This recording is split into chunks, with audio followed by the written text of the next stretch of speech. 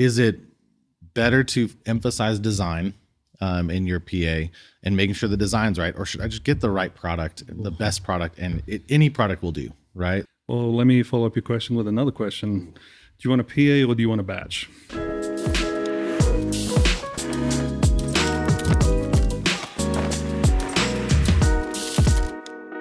Hey everyone, welcome to the Gear Follows Vision podcast. My name is Deron, and we're here to talk about audio and video and lighting systems and how they should serve the heartbeat and the vision of your church, not the other way around.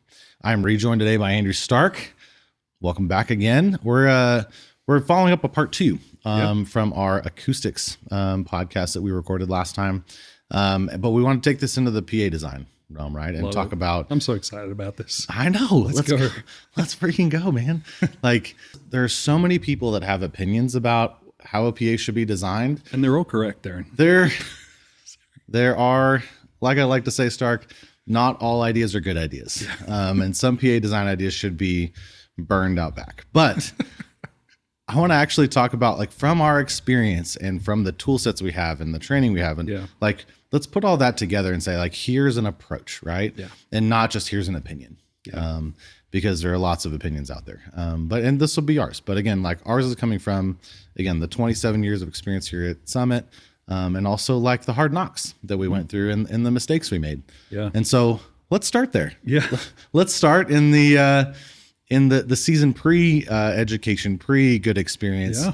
I know you've got a really good story. I've got a really good one. So why don't you tee us off and tell us about your School of Hard Knocks learning in PA design. Let's go back to 2002, 2003. All right. 19-year-olds at the time, and I'm leading the production effort for our summer camp. Yeah. And so my, genius idea at the time is like, we're gonna absolutely slay this thing. So I'm gonna go and clear out every campus I can of all their Mackies. Oh yeah. Wait, which Mac? Blue or gray? Gray. The good one. The good one. The blue is garbage. It was. I'm sorry. But so cleared them out of every Mackie, and I'm like, let's go. So we get to the venue. It's next to a beach, tent set up, beautiful, right? Mm-hmm. And I'm like, okay, like, this has got to slap. So I'm going to do 4 Mackies aside.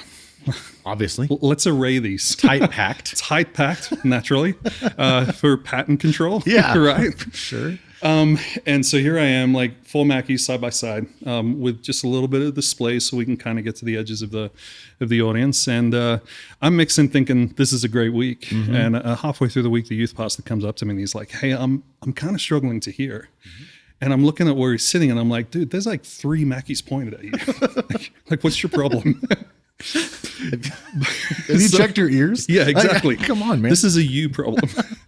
So, genius me is like, well, I think I know what to do. I've got a 5th Mackie. Oh gosh, yes. So more is more. More is more. So number 5, just on his side of the room, number 5 gets placed. Yeah. And at that point, we let the week be what it was. Yeah. So little did I know, 19-year-old me is like, I basically created a giant null for him and probably half the audience. Yeah. And he was living in it. Yeah. That, what's funny is my company had a lot of those laying around. Yeah. I think we at one point owned 50 gray Mackie SRM 450s, and we use them everywhere. Yeah. I was doing mostly corporate. But anyway, before we hired actually Summit back in this time to come do our install at our church, my pitch, along with the guy I was working for at the time, our pitch was to array some Mackies for our church. Yes.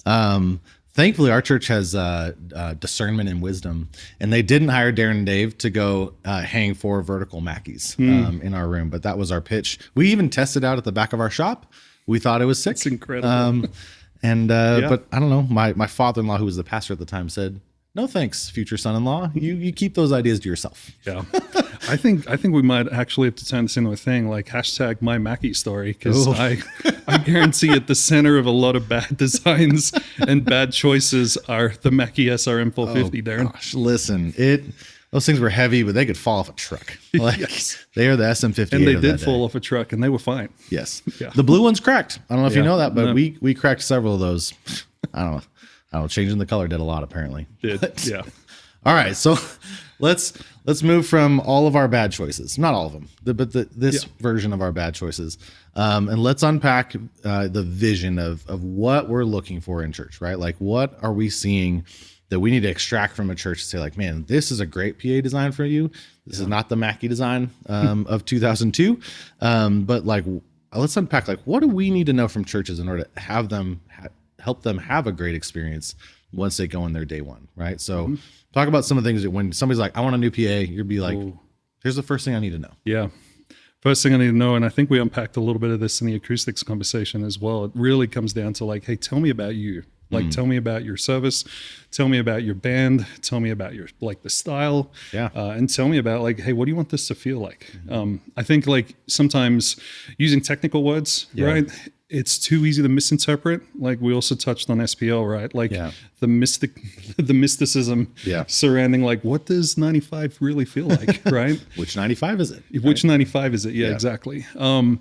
Like, all of those kind of play into it. So I like to use kind of feeling words. Like, tell me what you want to feel like. Is it warm? Is it direct? Does it kind of feel, you know, distant? And like, a lot of people I do find say kind of the same thing, right? But at that point, we can really start to kind of break it down. The other thing might be like, hey, tell me about a show you've been to. Like, you know, what do you like about it? And everybody can tell you a story. Sometimes what's basically as powerful as what you did like is like, man, what didn't you like? Because I can, you know, what you didn't like is a vision question. Kind of helps you really narrow down into like, hey, these are some things we might want to avoid. Yeah, I think along with musical style, right, there's the, like you said, how much energy and dynamics do they want? Like, what do they want to be capable of too? Yeah. Because at times we'll hear like, I need the biggest, baddest rig out there. And you're like, homie, you're going to use that once every 5 years for that one show you're going to bring in. And so you don't necessarily have to get the biggest, baddest thing, but we do need to give them, again, like extract, like, what is the top you want to be at? What is that youth service? What is that, you know, again, that tour that you might bring in? Because I think that's part of the game too, is not just what are we going to do 52 weeks a year, but what are you going to do 10 times a year? That helps determine that as well. We also want to be careful not to, like, we don't want to live in 80 to 90% of the PA's capacity. Right. I think that's basically as bad as like a bad kind of physical design is like the wear and tear on something when you're pushing it to just what it's capable of in the short term, but long term can actually like degrade it. And here are the things that I think we expect, and we don't ask a lot of vision around. We don't ask much vision around, like, do you want consistent coverage throughout your auditorium? The answer is yes. I've had 0 pastors tell me I don't want sound for these 10 seats. 0 of them, right? The other thing is speech intelligibility, right? Like, can everyone hear the spoken word being preached? That's a trigger for me. Yeah? It is. Why a little is it? bit. All right. Okay. Story time with Stark. Story time. I don't know. I've just been in so many situations where I feel like the pitch has come from someone designing a PA. It's like, well, the most important thing is a spoken word. And I agree. Like, that is what we're designing around. But I will let you in on a little secret. Yeah. If you can hit coverage and you can hit all of those requirements you just laid out with music, spoken word is going to be just great. Regardless of spoken word being the goal, should actually design around music and having that coverage and having that evenness for music, because that will automatically translate. I would tell you can get away with murder, right?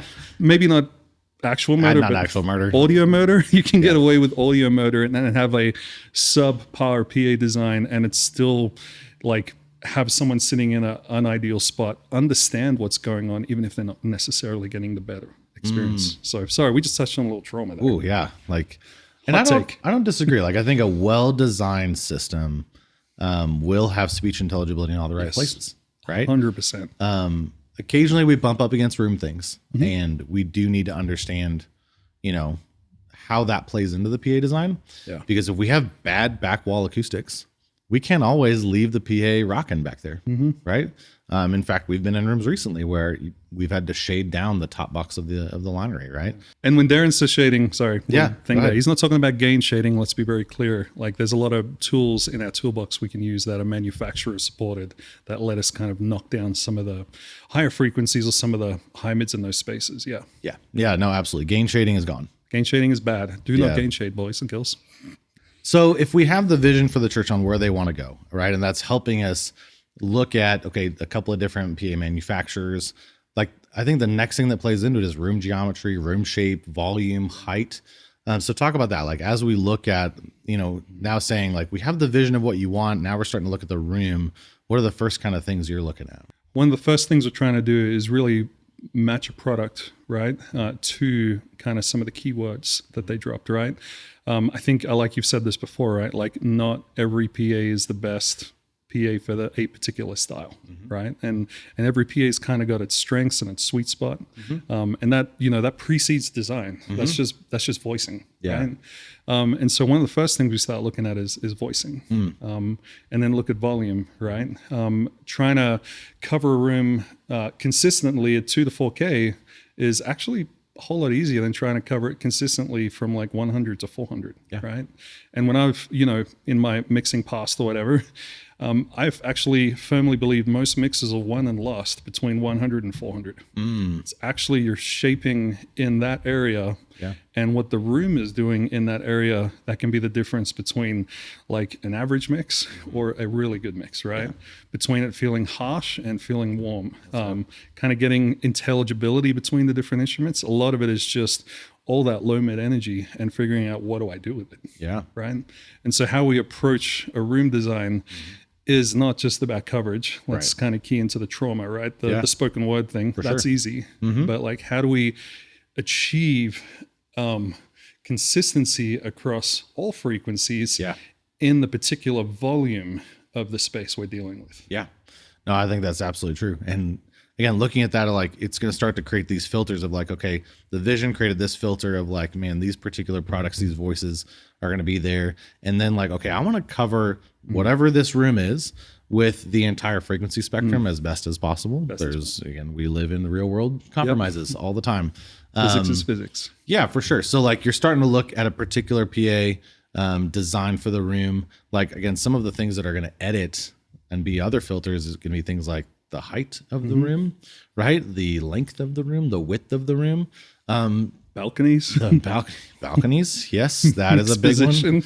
Mixed position. All the things, right? All the things. And so what's the next step for you, right? Like you've got the voice, the PA, you've got the room shape. Like what are you looking at? Next thing we're looking at is really like, let's start to kind of build a model of the space. Yeah. And start to kind of look at from the manufacturer modeling perspective, like how do we hit these marks, right?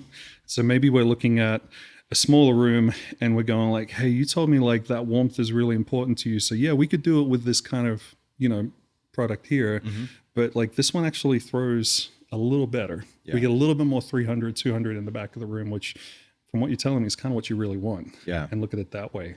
Or the opposite, where it's like, hey, this is the way we're going to use this room. It's for a lot of like teaching. It's a lot of like, just we're not planning on putting a band in here. And then we don't want to over engineer that either. Right. Right. So the next thing we'll do is drop it in a, software, model it, look at it, and then also apply our interpretation of the model. Like, let's be real. I mean, modeling software has existed for a long time, and there is a lot of truth in the software, but there is also a lot of like real experience that you have to leverage in order to, kind of sift through the model and be like, will this work? Right. It's really easy to make everything look yellow or red or whatever the color is, right? And so 2 to 4K, that'll look beautiful. Red is best. It's gonna be great. But know that, man, there's some real world like geometry or surface material or whatever that's actually going to impact whether or not this design translates. And so what we will do once we've created a model is kind of put it through the experience filter, right? And be like, oh, this looks good, right? But my experience tells me this. And I think, we've experienced that, right? Like I'll kind of knock on your door and I'll be like, hey, what do you think about this, right? And we kind of tap into that like, ooh, maybe let's move this, tweak this, lift this, whatever, to try to, put some of that real world experience back into the design. Yeah. And that's where I think like even people without, the training in the software and the classes and all that stuff, real world experience matters. So hear me out. I'm not dogging on that in any way. And at the same point, understanding how to apply that real world experience to the model, because I think a light bulb for me early in my career of designing PAs at Summit was after the Mackie incidents, The great Mackie incident was understanding that 2000. most like ease and a lot of the softwares are doing statistical modeling. Yeah. Right. Which means like it's not doing an actual algorithmic computation. Because at the time, especially, in ease 3 or whatever, when I started, there was not enough computation power to do a true algorithmic computation of what's happening. Now that is changing. And I'm actually really excited for like the next 5 years in PA design, because we've already moved. A lot of these manufacturers are moving to a true algorithm that's computing what's happening throughout the space, because we've got the computing power. I can't even imagine with AI and some of the NVIDIA chips that are out there, like this actually could move very quickly into, no, this is the actual precise model for your space that's been computed off of all the wall surfaces and all of, we already have humidity and temp in some of these as well, but like it could be much more precise and accurate. I think. I don't know. I'm not a computer dude, computer scientist, right?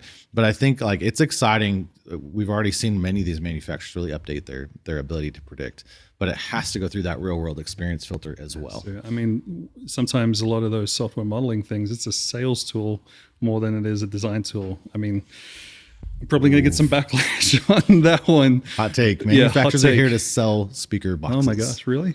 Yes, that's what they do. Crazy. It's not the design. Who'd have thunk it? But realistically, like I said, it's really easy to make anything look good. And there's been times we've even walked into situations where there's an existing model or something, and I had this happen to me recently, and I'm like, the model makes sense. What I'm hearing though, right? There is a disconnect between the way that model is saying it should be and the way it is being perceived in the room. Yeah, absolutely. So let's pivot here to like, there is incredible products on the market today, and these manufacturers are making leaps and bounds of progress. Things sound better today. We have to do so much less work tuning today than we used to. It's incredible. Right? And so lots of kudos. I mean, there's incredible work happening.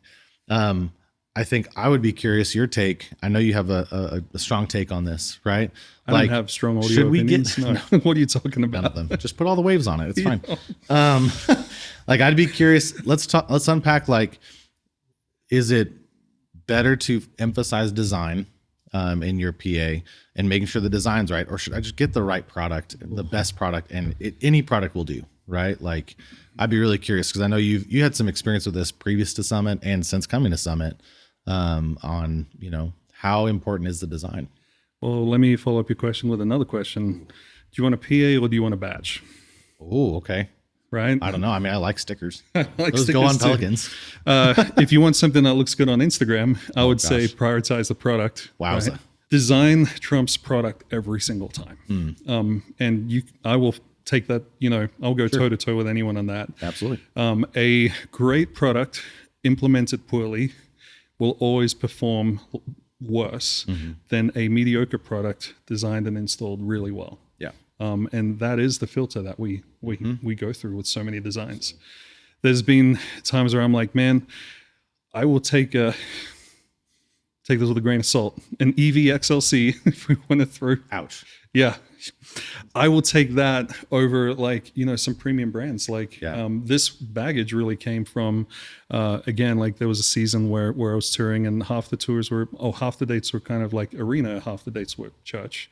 Like we would come into these churches, right? And I would see on the rider decent PA, nothing super special, but designed really well, right? And those nights kind of exceeded my expectations, right? Like, there's a little bit of like, okay, we'll see what happens thing. And then getting into those spaces, I'm like, that was a great night. Yeah. I also have the opposite happen where I get really excited about like, oh, it's going to be the same PA that we currently got sitting in the truck, manufacturer wise. Let's go. Right.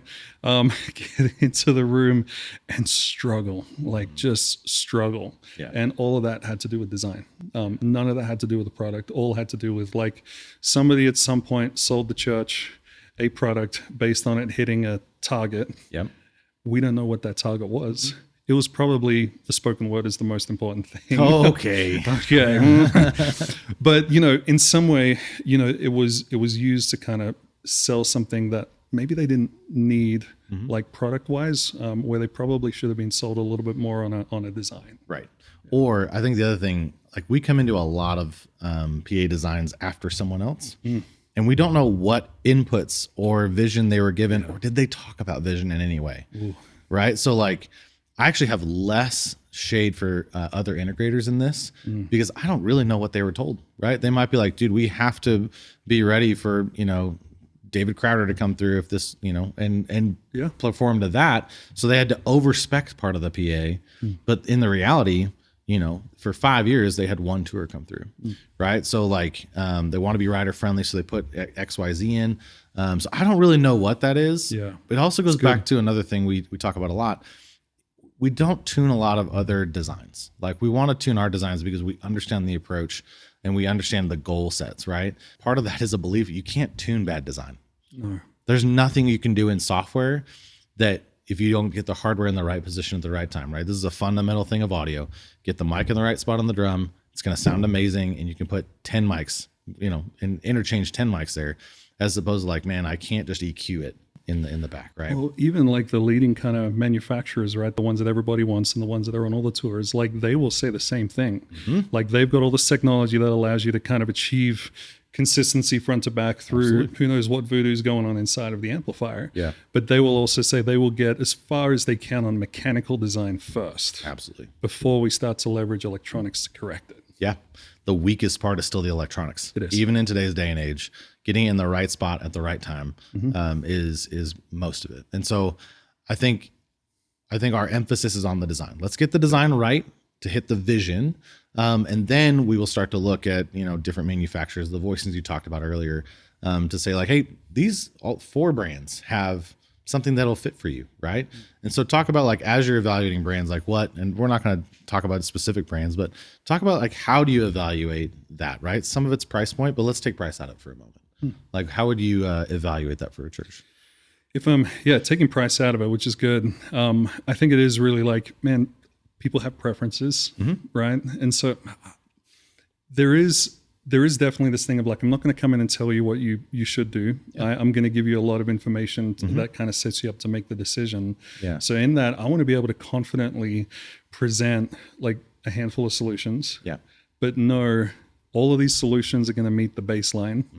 And then really kind of leave it up to the church to be like, hey, let's kind of tap into your preference, right? Yeah. Because, I mean, like we say, we keep joking about it. All of you guys have opinions. Well, those opinions in large are preferences. Preferences are not a bad thing. Nope. Let me just say that. Like, I have I like a 57 on a snare, and call me whatever, but I will, I will do that any day of the week. Yeah. There's a lot of people who would judge me for that, Sure. right? But that's okay. It's can you get what can you get out of it, right? What you need to get out of it, right? That's really where it stops at the end of the day. Yeah. So, that's the filter we use, or I use, like, right? Can the church get out of this PA what they want to get out of this PA before I present it? Because I'll be honest, there's a part of me, maybe hot take, I would, if I'm forced into a situation where it's like, no, we have to have this brand and we're only going to cover half the room, part of me would rather walk away. Yeah. For sure. Right? Like, because there's a part of that where you talked about it, like 2 production directors later or a production director later, all of that context gets forgotten about. Right? And they're kind of just looking at it going like, why did they do that? Right? And so there is a responsibility to the church to serve them well, to kind of push back at times and be like, hey, I know you care really strongly about this brand, but let us kind of show you how you can get a better result out of maybe something you hadn't considered. Right. And in a way, not only, it's not about protecting ourselves as much as like, that person's not going to be there forever. Right. I don't think I've come across a church yet where the audio guy's been there 30 years. If they exist, please hit me up. I'd be please DM us now. We want to know. We want to know. Tell your story. Please. Yeah. But we know it's going to change hands. So like there is almost a responsibility to the next person. Yeah. And a responsibility to the church itself. Yep. That goes beyond just someone's preference. Yeah. So we're always kind of riding that line, right? Like you have a preference, that preference is valid. Your church has a vision, that vision is valid. Let us kind of help you navigate what is going to ultimately serve both. Yeah. And I think that's what a good, PA designer is going to help with, right? They're going to help navigate like, when does the preference match the vision? Yeah. And if they match, all good. We're going to run down that route. Yeah. Full send. Right. But we've also had situations where we've had churches hire us multiple times to do multiple PAs because the production director changed. And that doesn't feel right. Doesn't feel right. Right? Because again, like the designs all hit the same metrics, but then now we're just ripping out brand A to put in brand B. And is it actually translating to something better? We've literally hit pause and said, hey, let's meet with your leadership and make sure this is aligned.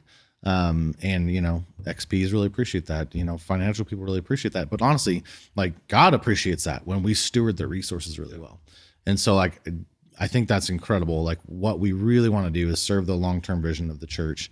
And again, sometimes we have actually encouraged people to like, you actually need to punch up in this PA design to hit what you need. Yep. Right. We could hit this with some 6-inch drivers in a line array. Absolutely. And that would hit your budget for sure. But if you do go and punch up to this 10-inch driver, now we're throwing 200 hertz, 150 feet, right? Or a 12-inch driver, whatever it is. So it's both. It's that balance of trying to make sure that, again, the design is right to achieve all the results, that we account for the preference because the preference came out of some experience that matters. Yep. And they want to replicate that experience here. Well said. And also not letting that always drive everything. And so I think the other thing I want to just touch on briefly is there's a fundamental belief here that not every speaker system is built the same, right? Not every brand has the same tonality. Right. And so there is a bit of trying to vision match, like what's the style you're looking for to this group of manufacturers. Right. And I think that navigating that with them and saying like, you said you are doing this kind of style, gospel you're doing Bethel, or actually you're doing mostly CCM. Sometimes that can lean towards a particular brand or whatnot. And so not every brand works for every environment. Knowing that not every manufacturer has the same tonality, right? The same voicing, right? And that can lead towards some of those preferences. Let's talk about one more quick thing. We've got a couple more minutes. Are shootouts worth it? Are PA shootouts worth it? I have my thoughts. No. Ooh, ouch. I don't. I think, shootouts are great at telling you something, but they will always only tell you a small portion of the picture. Unpack that. That's really good. A shootout, like you can listen to the tonality of like, a hang of PA. I think I've lost count of how many shootouts I've been in. Yeah. And there's been a lot of times I've walked away from the shootout and I've been like, that sounds really good. But the shootout will tell us, hey, I like the tonality that this manufacturer is chasing, but I kind of took it to a different kind of route of like, I would rather like everybody submit your design. And let's kind of audition the design, right? Whatever that looks like. A lot of times now we have tools to kind of better extrapolate and unpack that, than we did maybe 15, 20 years ago. Yeah. But it's like, man, the shootout itself, it is such a small part of the picture, and honestly sometimes feels a little bit more like ego stroking to me. And getting the manufacturers to kind of all play to like the same shape or the same tonality. I try to kind of create some kind of commonality between them rather than just like, I like this one because it has more 30 hertz in the sub. Yeah. Okay, like add another sub to something, I don't know, like your mileage may vary on that one, but like there's ways to achieve the same outcome when you kind of look at design, right? And I'm not saying that's a contradict to what we just said about like each box having their own strength when it comes to tonality, but ultimately if we're relying on a shootout like alone, again, we run the risk of just putting in a badge, right? I think you have to start with the design really before you start with a shootout. Yeah. And it's really challenging to fully do a shootout of design. It is. Right? Like the cost and the logistical challenges, which again, like that's where experience matters and why, hiring people who've done this before is necessary. And even for us, when we get into tricky situations, we have friends we call and we leverage other people. It's not that we know everything. It's like, man, here's our experience. But I think to your point, what we have seen on the dirty side of shootouts can be some manufacturer foul play that, when we've orchestrated them, we've really weeded out. And I can say successfully we've weeded out. But there's also like, if we don't agree on a tuning shape, which not every manufacturer wants to agree to, then we're just listening like, well, maybe you liked it because that one's a little more hyped, but that's just how they tuned it. That's not really evaluating apples for apples, right?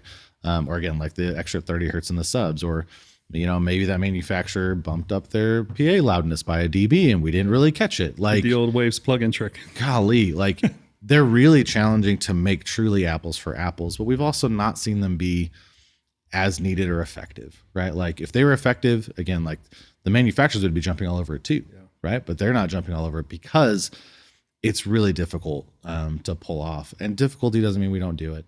But at the same point, again, making sure we evaluate the right things. And if we got the right design and we have this group of manufacturers that can kind of achieve that tonality for the church, then going to hear it somewhere else is a great option, or bringing in the one PA and the one design to that room and saying, let's just evaluate that together is another way to go about it. So, well, I think we could rabbit trail. We're gonna need a version 2. We need a part 2 to this for sure. But yeah, I mean, thanks for helping us unpack at least some of the first approaches, some of the myths, right, around it. And for those of you, watching here on YouTube and on Spotify, thanks so much for joining us. Hopefully you learned something. Check out some of the other content down below. Again, go back to that acoustics one, because again, we would say the acoustical package is well over half. Your room shape, your acoustical package, and your PA, all three of those play together for making a room sound amazing. And so go check that out as well, and we'll look to see you on the next one.